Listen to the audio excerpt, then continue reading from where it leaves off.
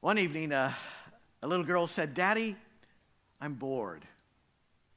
Thinking creatively, Dad leaned forward and found a National Geographic magazine on the coffee table, picked it up, flipped through it to a page where there was a map of the world. He tore that page out, tore it into pieces, handed the pieces to his daughter, and said, "Here, see if you can put this back together again like a puzzle." He figured it'd take her at least a half hour.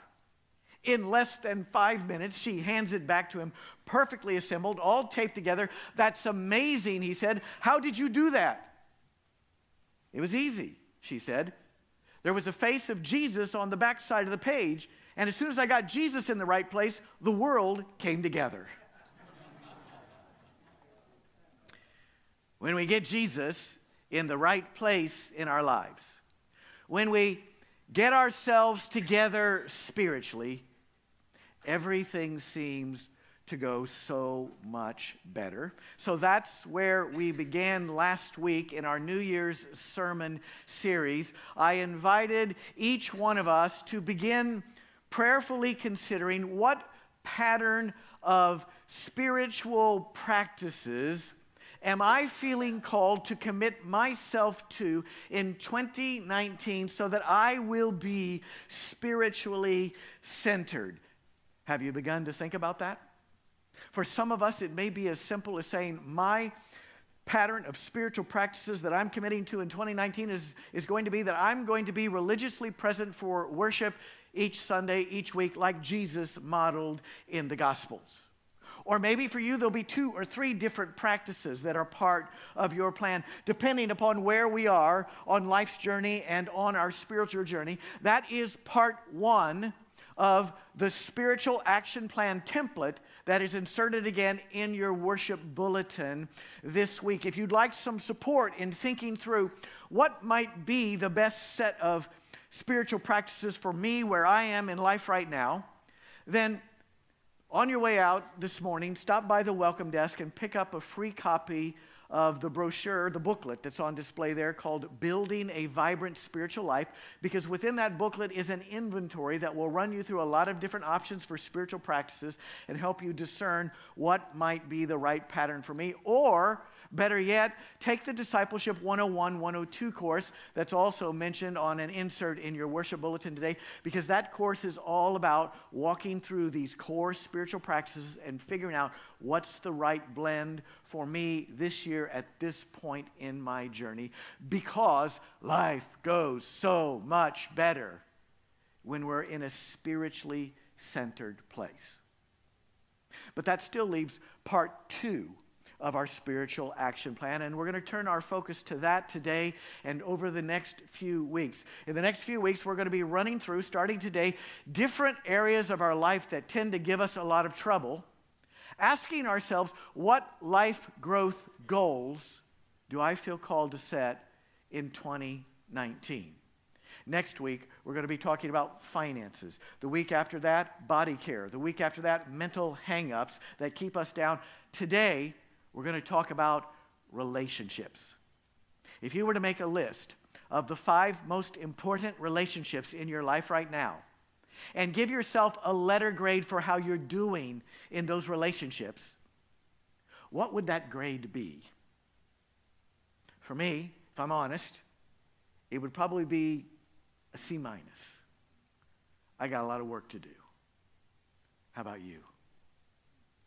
Let's start with a prayer. God, for our lives to work, we need you. Our spirit needs your spirit to give us energy and insight for how we can build stronger relationships. Holy Spirit, speak to us about that today. We ask in Jesus' name. Amen. A couple friends of mine, Chris and Terry, have been married for about 35 years now.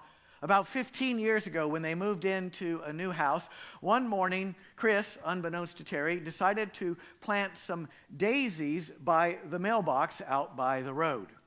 Later that day, as Terry was going out to the mailbox, she noticed there are a lot of weeds growing around our mailbox.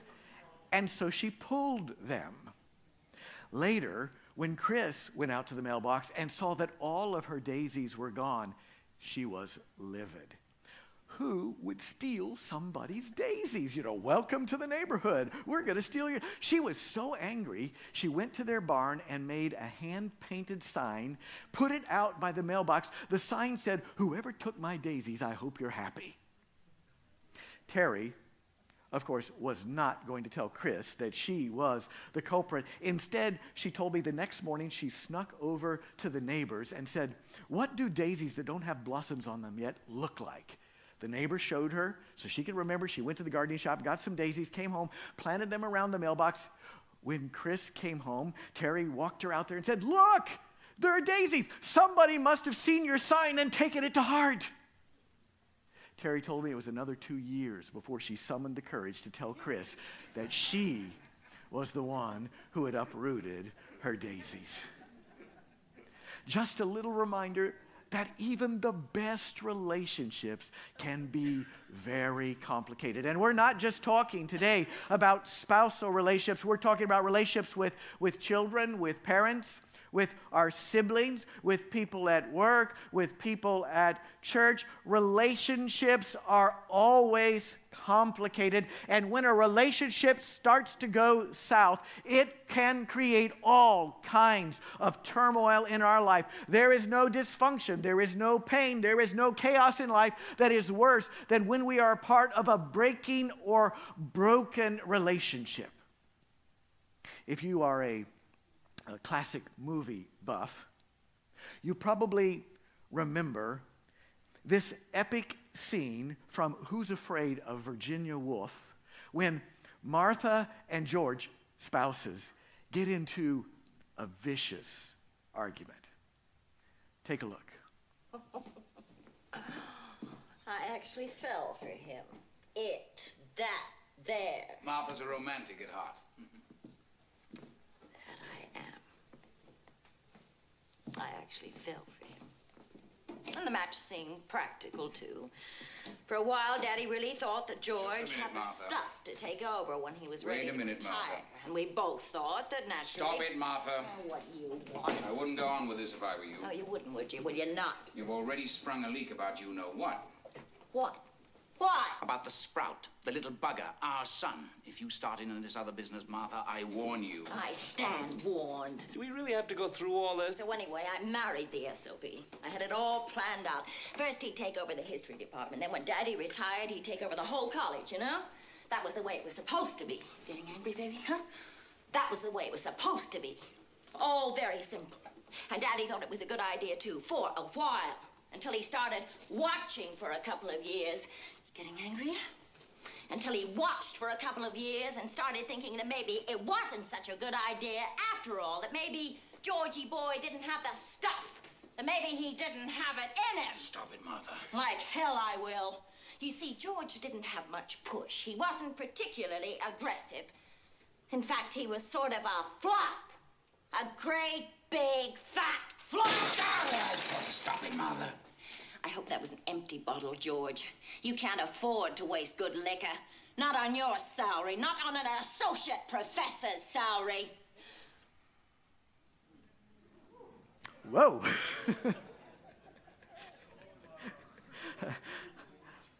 I don't know about you, but it makes me cringe just to watch that. I mean, to imagine being in that situation is just... You can just feel the toxins that are flowing. There is nothing worse in life than being part of a breaking or broken relationship. It brings so much poison, so much dysfunction. It is so painful. So how can we stay as far away from that as possible? How can we do better? How can we build healthy relationships? There are no guarantees in life. Sometimes things just happen, but the Bible does give us a handful of basic principles that can help us strengthen our relationships. Today, I want to walk us through 4 of those principles, each principle in the form of a question of self-evaluation. Think again about the 5 most important relationships in your life right now. Think about which of those 5 relationships right now is most challenged. And as we move through each of these 4 questions, consider which of these 4 principles might be most responsive to the challenge that you're facing in that particular relationship. The first principle is drawn from today's scripture passage, 1 John 4:7. Beloved, let us love one another, because love is from God. Everyone who loves is born of God and knows God. Whoever does not love does not know God, no matter how much they may protest to the opposite, for God is love. Skipping down to verse 20, those who say, I love God, but hate their brother or sister are liars. Those who love God must love their brothers and sisters also. The point is clear. The acid test of how well we know God is how well we love the people around us, especially those who are closest to us.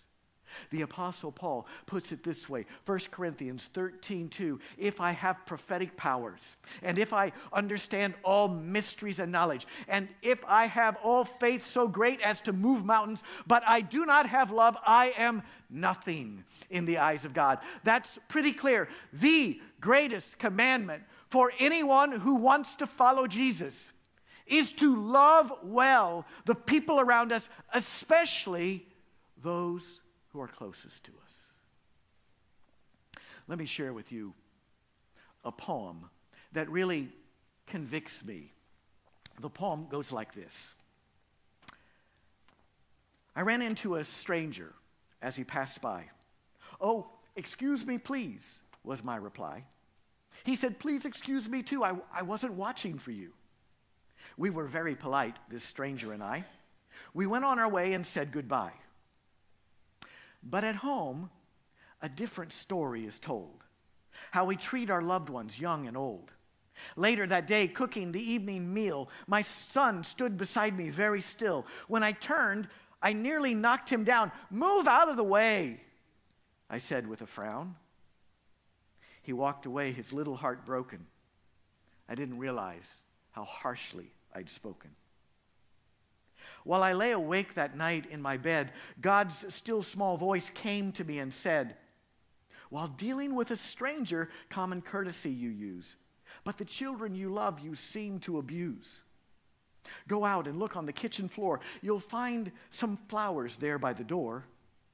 Those are the flowers he brought for you. He picked them himself, pink, yellow, and blue. He stood very quietly, not to spoil the surprise, and you never saw the tears that filled his eyes. By this time, I felt very small, and now my tears began to fall. Quietly, I went and knelt by his bed. Wake up, little one, I said. Are these the flowers you picked for me? He smiled. I found them out back by the tree. I picked them because they're pretty like you. I knew you'd like them, especially the blue. I said, I'm very sorry for the way I acted today. I shouldn't have yelled at you that way. He said, oh, Mom, that's okay. I love you anyway. I said, I love you too, and I do like the flowers, especially the blue. The acid test of our spirituality is how well we treat not people in public, but those who are closest to us behind closed doors. True story. A young man marries, has a couple young kids. Life is very busy at work, at home, things to do always. He loves his mom very much. They're not seeing each other as much as they used to, though. But it's his birthday, her birthday, his mom's birthday. And so he goes to the store and he buys her a beautiful dress, has it all wrapped up, brings it by her apartment. Here, Mom, happy birthday, this is for you. She opens up the present, pulls out a beautiful dress. Oh, thank you, she says. It's lovely. Mom, he says, I know you too well. You're not fooling me. I can tell from the tone of your voice. You don't like the dress. Oh, yes, I do. She says, it's lovely. It's my color. Mom, I've got the sales slip. We can take it back. No, it's perfect. Okay, Mom, then what's wrong? Oh, honey, she said, I've got enough dresses to last me for the rest of my life. What I really want is just a little more quality time with you. We get so busy, so distracted, and end up investing the best of ourselves in all the stuff that we need to do while neglecting those we're closest to. That brings us to our first question of self-evaluation. Am I giving enough time, energy, and focus to key relationships in my life? But Jeff, you may say, you don't know what I have to put up with. You don't know what my mother is like. Or you don't know what my spouse or my children or my siblings are like. Jeff, sometimes I just wish I could trade in my family for the Waltons. Remember that TV show? Oh, God, if only I could trade in my family for the Waltons. At home, David and I have a beautiful rescued black lab named Lucy. Lucy is the cutest thing you ever saw. She has all these cute doggy things that she does. For example, when Lucy gets really excited because she's about to go on a walk or she's about to get her breakfast or her evening meal, she just can't contain herself, so she starts to jump up and down. She leaps up and down in places. Big 60-pound dog just leaping like a jackrabbit. Here's a little video clip of Lucy about to get her dinner. I mean, she just can't contain herself. Give me that food, please, please. I love my food. I mean, isn't that the cutest thing? Okay, she's not cuter than your dog or cat, but she's still very cute, right?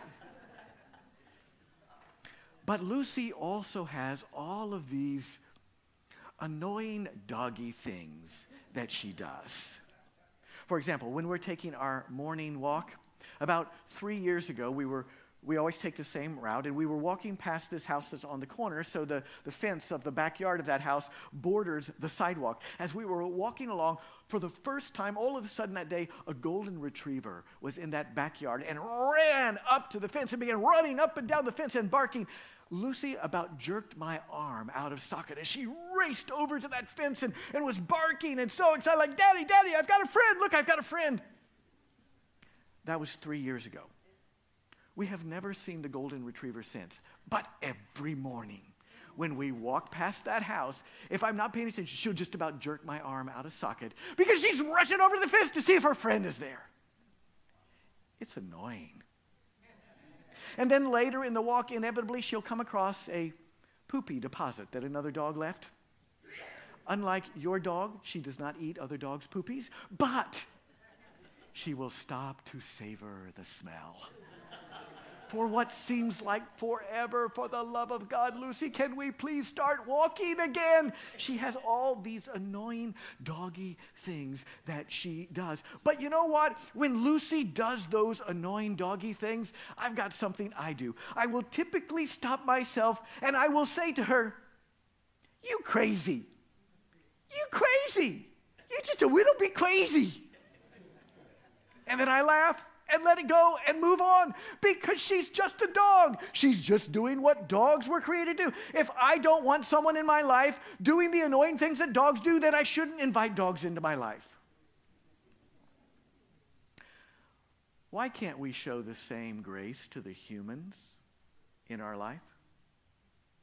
If I don't want someone in my life doing the annoying things that humans do, then I should stop inviting humans into my life. And so, the next time your spouse is doing something that annoys you, and you're thinking to yourself, why? Why does he or why does she have to be that way? Stop yourself and instead say to your spouse, you crazy. You really, really crazy. and laugh and let it go, because your spouse or your child or your parent or your coworker, they're just doing what they were created to do. They're just being human. Let's face it, we're all a little bit crazy, and it's not just your child, it's not just your parent, it's not just the people at work or the people in your church, it's you too. Some of us are too grouchy. Some of us are too happy. Some of us are too quiet. Some of us are too chatty. Some of us love to save. Some of us love to spend. We all have our idiosyncrasies. What if God was as critical of you as you are of the people around you? Would that be a good deal? Psalm 103, verse 17 says, "The mercy of the Lord is from everlasting to everlasting." God has infinite patience for me and for you. Psalm 103, 14, God knows how we were made. We're just humans, and remembers that we are but dust. One Sunday, a pastor was preaching on this passage, and as he got to the crescendo of his sermon with great emphasis, he said, God knows how we were made and remembers that we are but dust. A little girl who'd been listening intently leaned over to her mom and in a too loud whisper said, "Mommy, what's butt dust?"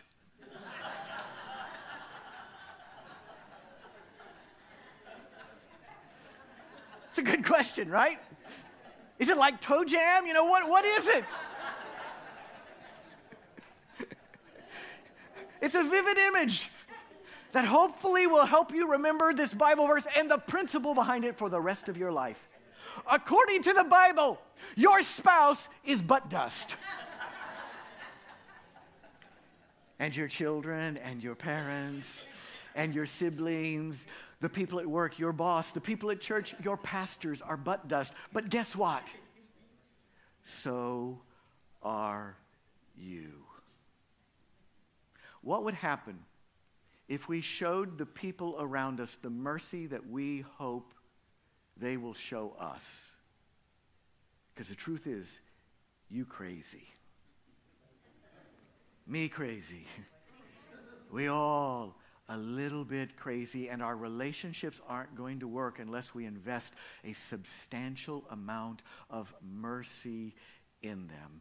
That brings us to our second self-evaluation question. Am I as tolerant toward the people in my life as I am toward my pets?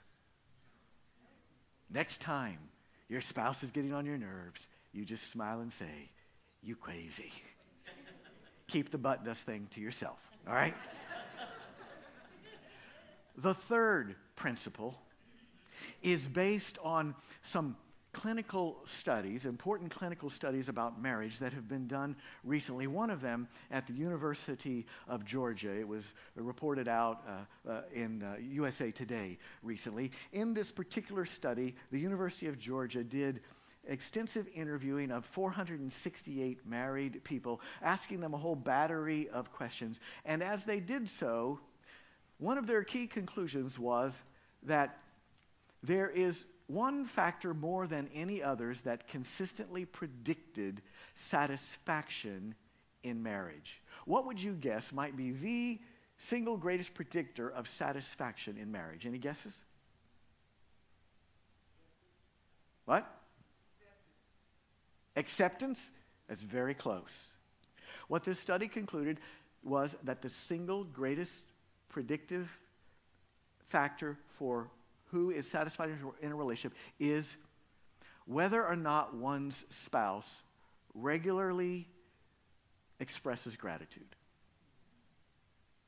I mean, who would have thought that something that simple is that powerful? Imagine. A similar set of studies done by John Gottman, who is one of the world's leading experts on marriage, reported out in an article in The Atlantic. The Atlantic summarizes Gottman's research this way: kindness glues couples together. And by the way, the same principle is true for parent-child, any one-on-one relationships. Kindness glues couples together.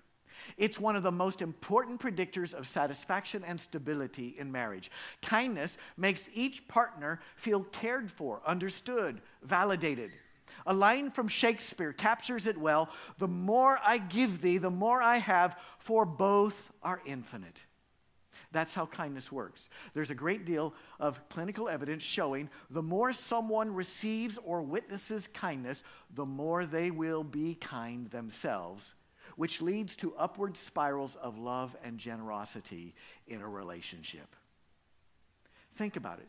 Something as simple as kindness is perhaps the most powerful thing we can do to strengthen our relationships, especially words of kindness. The Bible puts it this way in Proverbs 16:24, gracious words are like a honeycomb, sweetness to the soul and health to the body. Proverbs 18:21, life and death are in the power of the tongue, and those who love it will eat its fruits. You have been entrusted with a superpower. That superpower is the words that you speak. You can either be a positive superpower hero or you can be an evil villain, depending upon the words that you choose to use. Don't be like Martha and George in Who's Afraid of Virginia Woolf. Don't use your words as weapons. Use your words to bring healing and life to your relationships. Simple kindness. That's our third self-evaluation question. Are the words I'm sowing into my relationships creating positive synergy? But Jeff, you may say, what about when someone in my life does something wrong and they need to hear about it? That's the fourth principle. If you're a basketball fan, you know that Duke University is ranked number 1 right now in NCAA men's college basketball. They are a perennial basketball powerhouse. For the last 35 years under their legendary head coach, Mike Krzyzewski, they have been perhaps the premier college basketball team on the men's side. Mike Krzyzewski was recently asked, to what would you attribute such consistent success in your basketball program? His answer was this: in our program, the truth is the basis for all we do. There's nothing more important than the truth because there's nothing more powerful than the truth. Consequently, on our team, we always tell the truth to one another. We must be honest with each other. There's no other way. Great relationships, whether we're talking about a team or a working group or people in one-on-one relationship, great relationships are built on the truth graciously spoken. The Bible says this: open rebuke is better than hidden love. That's a little counterintuitive. We tend to think if you love somebody and they're messing up, it's better just to avoid it. It's better just to look the other way. According to the Bible, that's not true at all. If you really love somebody, according to the Bible, you are going to invest the extra energy and you're going to take the risk of speaking the truth graciously. So that's our fourth self-evaluation question. Do I love enough to share and to hear honest feedback in my relationships? Great relationships are built on the truth graciously spoken. Let me close with this. Our church's family life minister, Pastor Chris, before coming to us early last year, he spent a part of his career as a children and youth pastor, but then he spent another chunk of his career, about at least 10 years, in clinical environments, therapeutic environments for troubled teenagers. At first, he was in an organization that worked with troubled teenage girls, and that's where he began to, as he began to be mentored by others, trained in that therapeutic environment, he quickly learned that in this organization he was working for, one of their highest values was that feedback is sacred. That's an interesting phrase. Feedback is sacred. So much so that in this organization they taught that whether you're counselors or whether you're one of the teenagers, if somebody shares feedback with you, the only appropriate response is to say, thank you. Now that can be hard to do. Early on in his training, Chris says there was a coworker who came up to him and unloaded a bunch of negative feedback on him that felt like it was completely not based in fact. In his frustration, Chris went to one of his mentors and said, "What's the point in saying thank you for feedback that's not based in fact?" His mentor said, "Think about it this way.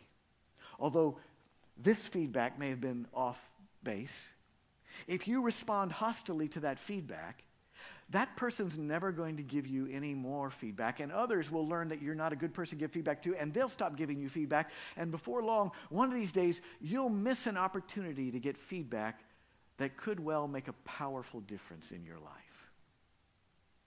So Chris learned that ethic of feedback is sacred.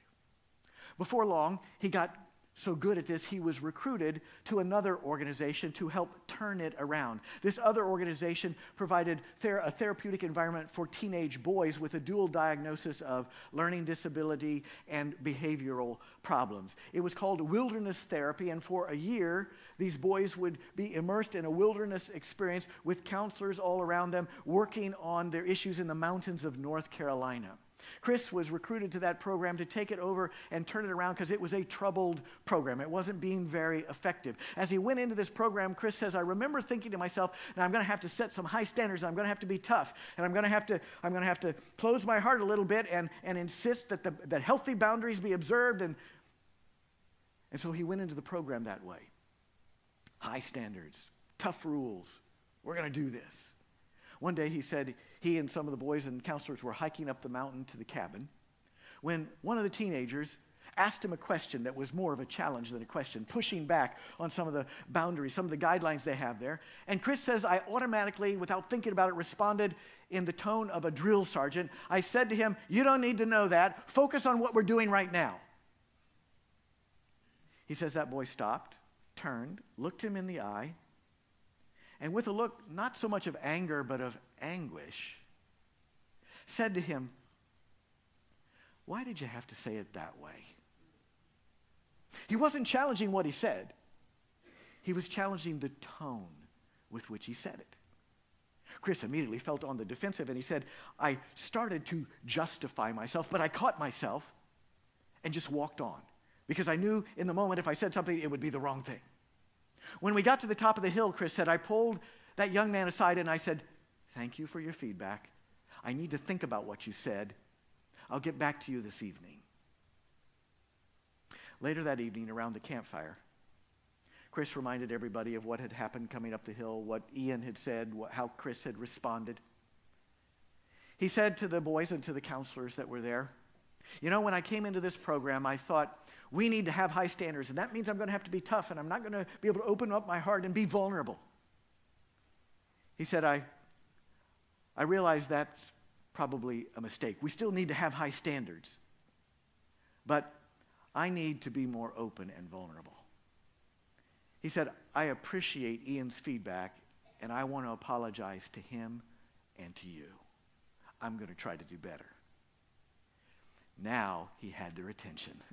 This may have been the first time these boys had ever heard any authority figure own his own stuff and apologize for it. And looking back now, Chris says, I realize now that was the pivot point in that program. That was the tipping point where that program began to turn around. Because if the counselors were modeling owning their own stuff, it made it oh so much easier for the boys in the program to begin owning their stuff and working on it.